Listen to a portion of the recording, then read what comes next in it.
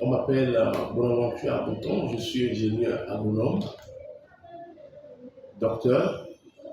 Je voudrais vous permettre de suivre notre audition sur le phénomène affluent des taxis-motos, communément appelés émigrants dans la ville économique de Cotonou. Durant cette audition, nous allons vous présenter les causes et conséquences et les alternatives pour pallier à tout ce que les intervenants ont relevé comme des conséquences drastiques pour les pratiquants. Dans cette position, nous avions fait appel à un sociologue qui a pu définir le phénomène, d'où ça vient et pourquoi aujourd'hui c'est si affluent dans la ville économique de Cotonou, et a pu aussi partager avec nous quelques réflexions sur les conséquences que nous vivons et surtout sur l'insécurité alimentaire et la pauvreté de nos villes et campagnes. Ensuite, nous avions essayé de nous rapprocher d'un médecin généraliste qui nous a présenté en quelque sorte les dangers, les maladies, les vécus négatifs de ces pratiquants dans la ville économique et aux environs. Et enfin, on a aussi interviewé les pratiquants, les dirigeants eux-mêmes qui ont donné leur perspective et leur vécu quotidien sur le phénomène. Et enfin, nous avions pu relever quelques approches pour pallier cette situation, pour quand même amener ces pratiquants à d'autres activités génératrices de revenus pour améliorer leurs conditions de vie afin qu'ils puissent partager aussi la richesse dans la communauté. Nous vous remercions de suivre notre audition. Il y a beaucoup de sémichons, va voir à la base, il y a beaucoup de sémichons, et descend Cotonou, n'en parlons plus, non plus. Toto le gérant. Et le conducteur de taxi-moto, qu'on appelle le sémichon, il est compris sur sa moto, et recherche un client. Si tu es en retard, c'est le sémichon express. Colopi, colopin, colopin, il sort de l'embouteillage.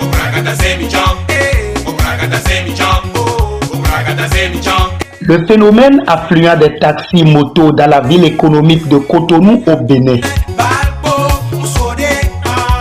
Taxi-moto, communément appelé Zémidjan, est le fait de remorquer sur une moto une personne ins d'un point A vers un point B ou une marchandise sur une distance moyennant rémunération.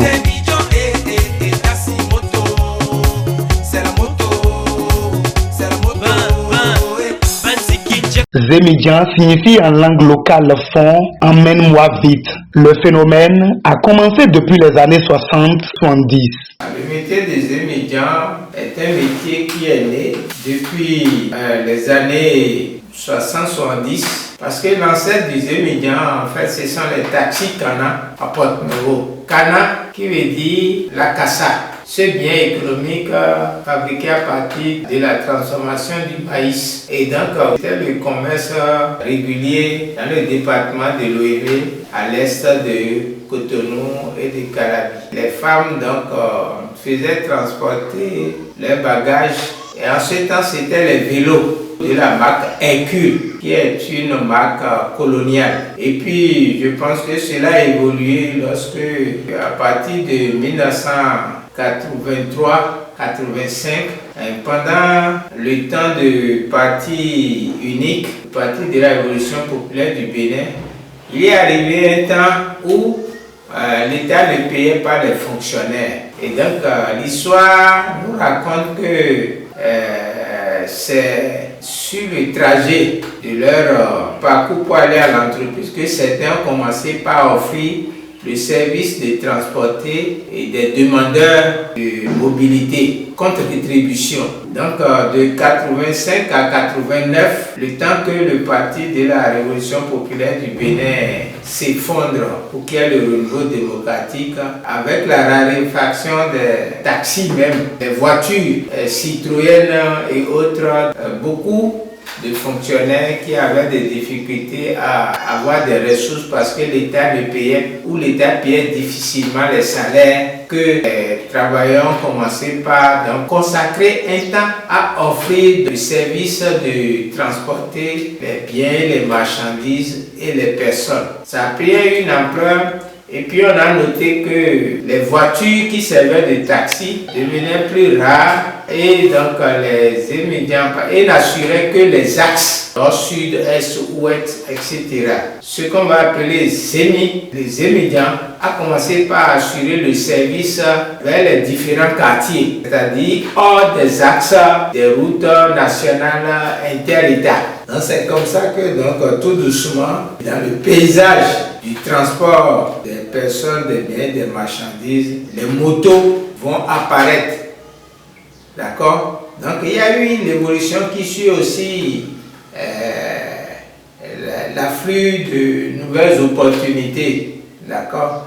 Et donc en fait, au temps de la révolution, c'était les BBCT.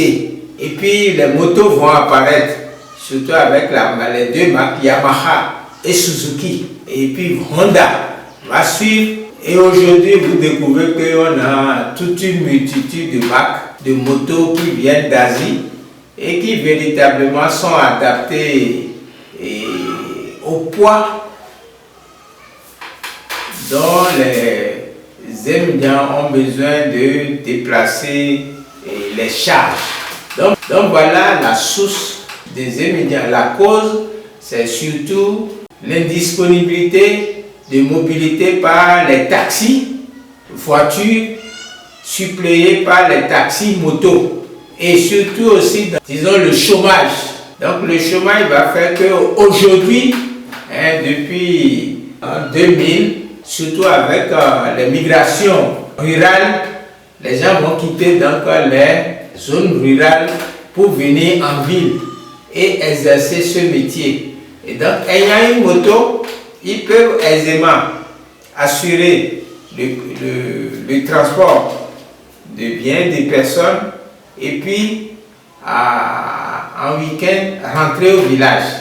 Donc en même temps, la moto sert de moyen de transport, en même temps qu'il sert de moyen de déplacement. Vous voyez un peu. Donc quelqu'un qui a son moyen de déplacement, une moto, peut aisément, à un moment déterminé, donc devenir un zème. Ouais, donc ça veut dire que, bon, d'une certaine manière, aujourd'hui, les étudiants le font. Il y a les diplômés sans emploi qui donc utilisent ce moyen de transport donc, pour se faire des sous.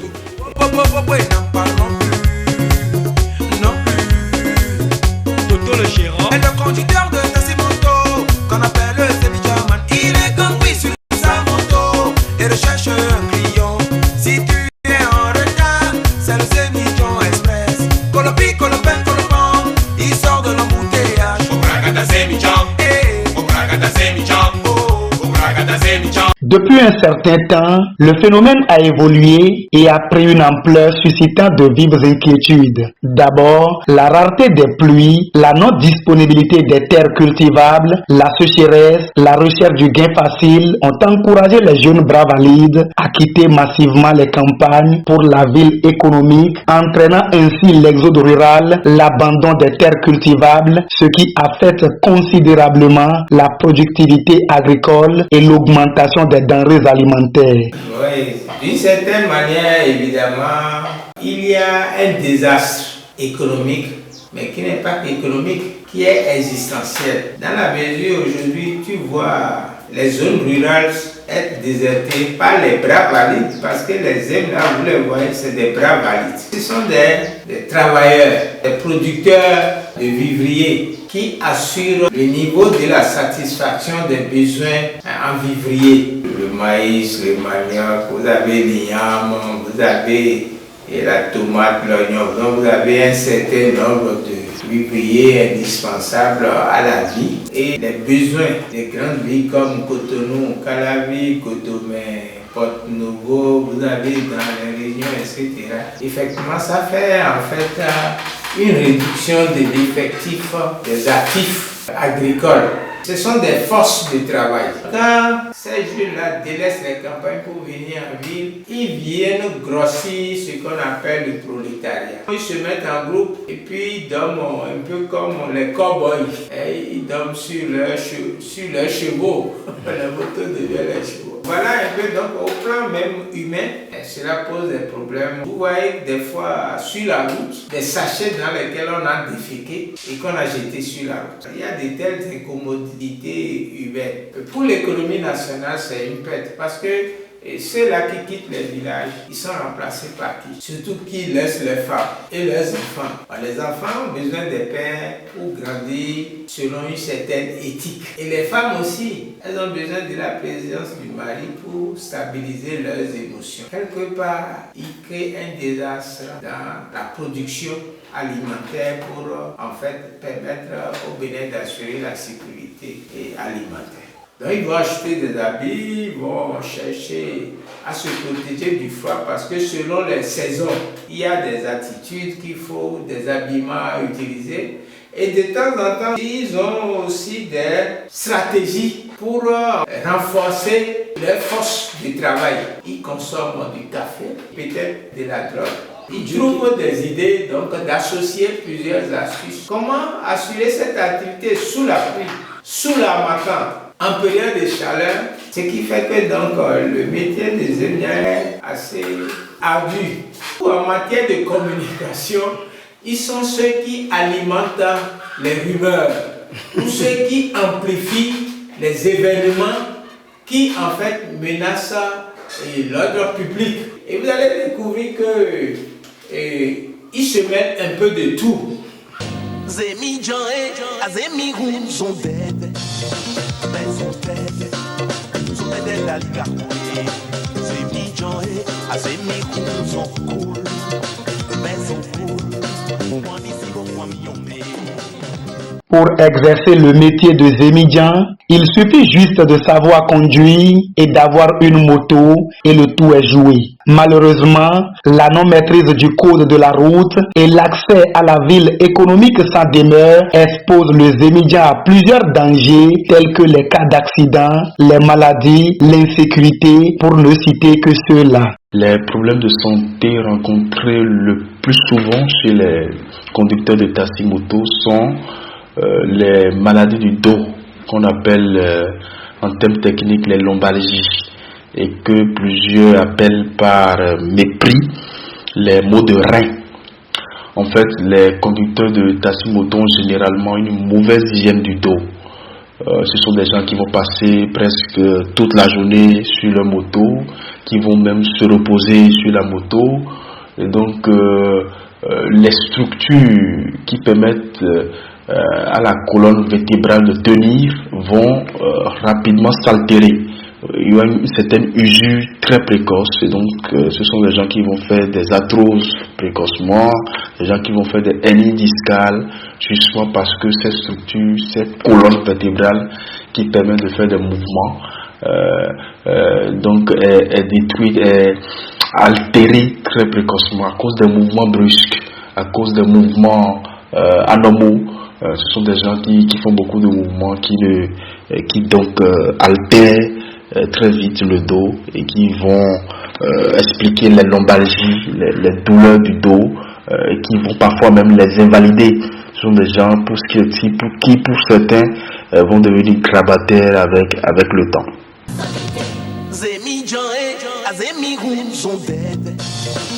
L'autre maladie rencontrée très souvent chez les conducteurs de taxi-moto, ce sont les hémorroïdes, ce qu'on appelle les maladies hémorroïdaires, toujours liées aux activités intenses et soutenues qui vont donc fragiliser les muscles du périnée, les muscles de l'anus. Voilà. Et donc les hémorroïdes qui sont en réalité des structures normales, physiologiques que possède toute personne, vont donc perdre leur étanchéité et devenir flasques et vont s'extérioriser. C'est des choses très très courantes chez les conducteurs de taxi-moto parce que le fait de rester tout le temps assis, parfois sous le soleil, ça donc altère l'étanchéité de ces vaisseaux-là, des muscles qui les soutiennent et qui vont devenir flasques. Et on aura très très couramment des hémorroïdes qui sont également favorisées par la prise de stupéfiants, qui est très très courante chez les conducteurs de taxi-moto. Donc ça fait deux facteurs qui donc prédisposent les conducteurs de taxi-moto aux maladies hémorroïdaires, que ce soit des maladies hémorroïdaires internes ou externes. Et parlant de stupéfiants, plusieurs études ont montré que les conducteurs de taxi-moto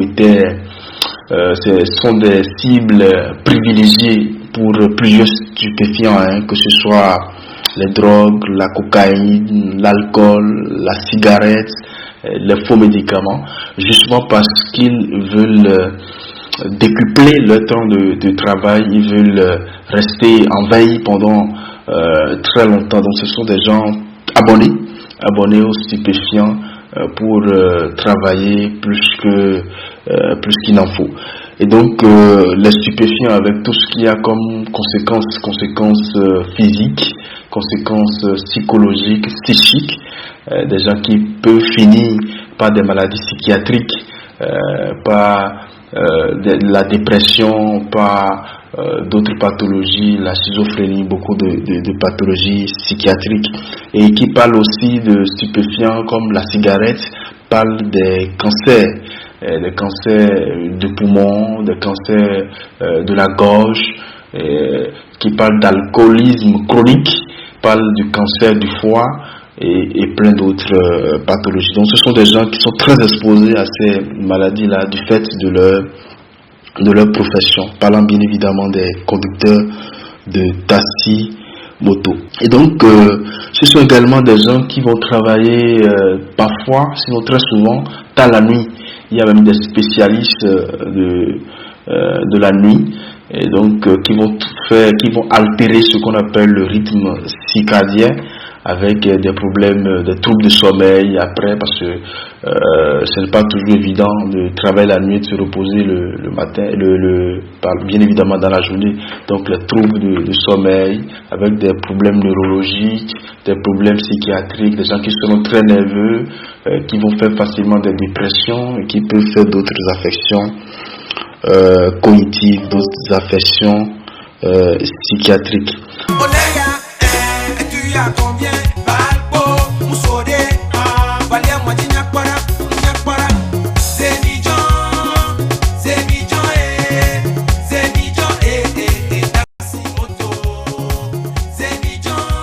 Parlant toujours des émigrants, on sait qu'ils sont très exposés aux accidents de la voie publique.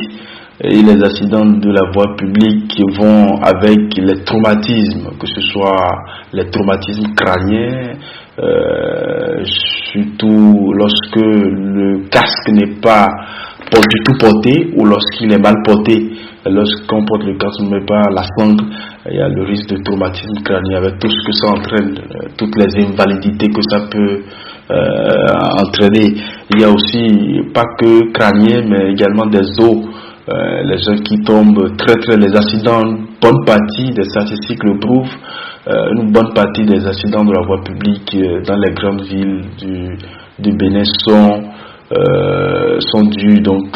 causés directement ou indirectement par les conducteurs de taxi-moto. Donc ce sont des gens vraiment à risque, vraiment à grand risque de traumatisme des osseux, de traumatisme de la colonne vertébrale, de traumatisme du crâne. Et le crâne, ou la tête, si vous voulez, c'est la partie du corps qu'on ne répare jamais entièrement. Les séquelles sont souvent très lourdes. Au décours d'un traumatisme crânien, on peut devenir épileptique, on peut ne jamais récupérer, on peut devenir un peu paraplégique, hémiplégique, on peut perdre donc le mouvement, l'activité. Ensuite, du fait aussi, on parle de maladies professionnelles, du fait aussi donc de l'environnement, de la poussière. Donc du fait de la poussière, de l'environnement et tout ça, ce sont des gens qui peuvent faire des allergies qui peuvent faire des maladies bronchiques, des maladies du système respiratoire, parce que qui ont des gens qui vont aspirer, qui vont inspirer beaucoup d'allergènes de l'environnement. Oui, le port du seul casque de Zémédian par ses clients a bien évidemment peut avoir des conséquences négatives sur la santé. Ça coule de source, parce qu'il y a des pathologies, les maladies qu'on appelle des pathologies de Fanney, de la peau. Donc il y a des pathologies, des maladies qui se transmettent par la sueur, des parasites qui peuvent se transmettre par la sueur. La teigne peut être contagieuse. Donc si un client qui a la teigne ou qui a d'autres maladies, d'autres parasites sur la tête porte le casque et quelqu'un d'autre le porte, et la personne peut donc prendre ce parasite là et développer également la teigne ou d'autres mycoses. Et si vous vous souvenez, il y a également des maladies virales, qui ont fait grand bruit et qui se transmettent par le contact. Et c'est la Covid-19, c'est Ebola, c'est Lassa, toutes ces maladies-là donc se transmettent par les fluides, la sueur, le contact étroit. Donc le port du même casque par tous les clients peut exposer donc à ces pathologies virales. Et puis s'il y avait entre-temps une plaie sur la tête de l'un des clients, très facilement, qui dit plaie dit le sang, donc très facilement d'autres pathologies virales, bactériennes peuvent passer d'une personne à une autre.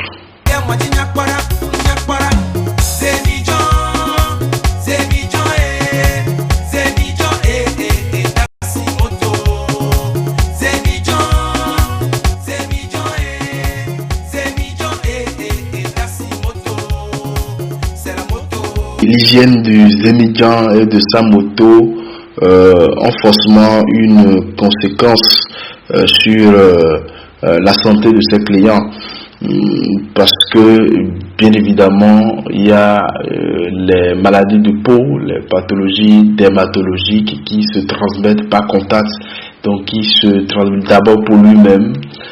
L'hygiène, le manque d'hygiène expose directement à des pathologies dermatologiques, la gale et d'autres maladies de peau.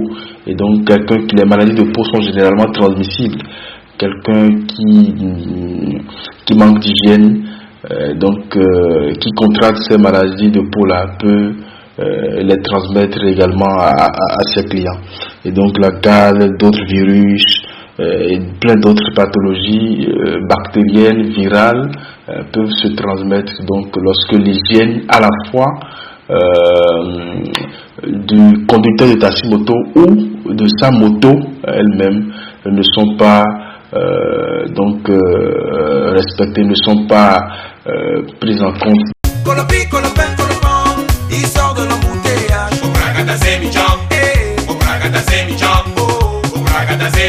Il va falloir dans ces conditions que les partenaires techniques et financiers PTF, les organisations non gouvernementales, le gouvernement, les autorités à divers niveaux puissent élaborer des stratégies de récupération de ces jeunes qui se disent prêts à se retourner à la terre.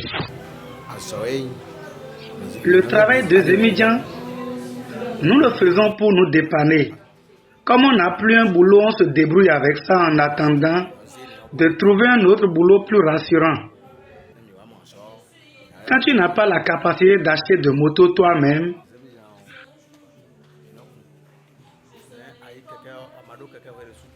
tu peux contracter la moto auprès d'un bailleur et payer soit 10 000 par semaine ou en 5 jours pendant 17 ou 18 mois et devenir propriétaire à la fin de cette échéance. Il y a trop de risques dans le métier de Zémédian. Soit tu finis ton carburant sans trouver le moindre client, ou soit c'est les cas d'accident ou de maladie.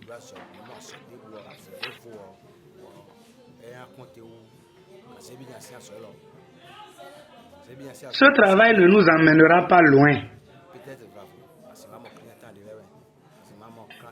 C'est comment trouver le peu pour subvenir aux besoins vitaux qui nous a conduits aux Émidians.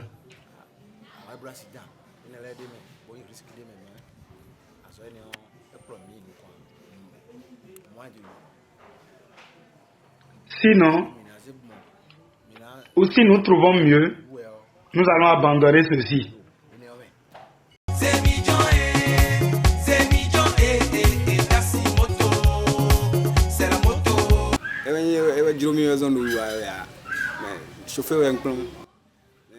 Ce n'est pas par plaisir que j'exerce le métier de Zémidjan. Je suis chauffeur de véhicule. Et comme plus rien ne marche et ça chauffe aussi à la maison, avec le Zémidjan, on peut rapidement trouver de l'argent pour faire les emplettes, trouver de l'argent pour madame, et les enfants aussi vont subvenir à leurs besoins vitaux. C'est la raison qui m'a poussé dans le métier de Zémidjan. En dehors de ça, je fais aussi un peu de l'agriculture. Si les autorités peuvent nous venir en aide avec l'achat des intrants agricoles, un peu de moyens financiers, nous allons nous concentrer uniquement sur l'agriculture. Sinon, on est conscient que le métier de Zém ne rassure pas.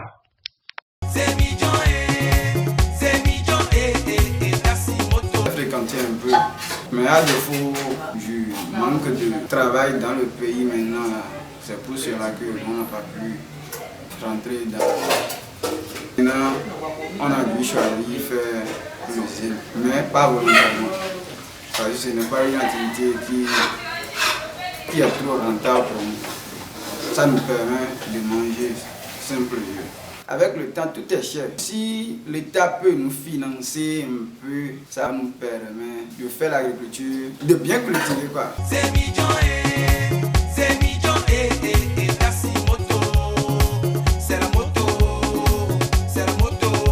Au vu de tout ceci, il est important de prendre en compte les mesures d'accompagnement telles proposées par les Zémidjans pour encourager les jeunes à la terre, ce qui serait bénéfique pour notre nation, pays limitrophe des terres de tension et de refus des terroristes qui peuvent penser aussi récupérer ces jeunes par des propositions mirobolantes. Ceci est un appel à la conscience des gouvernants afin qu'ils investissent dans l'agriculture pour la prise en charge de cette jeunesse.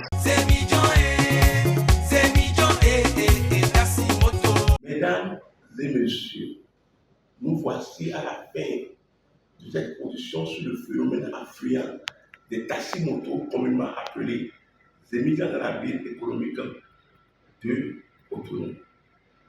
À travers cette exposition, vous avez pu apprécier les causes, les conséquences et les alternatives qu'il faut, et nous appelons enfin les autorités de divers niveaux, les PTF, comme appelés les bailleurs et toute personne désireuse investir dans l'autonomisation des jeunes, des femmes, pour quand même leur permettre de vivre une vie décente, comme l'a dit l'ONG, le potentiel bâtisseur, bâtit des phares et des hommes vertueux pour un monde plus rayonnant et équitable.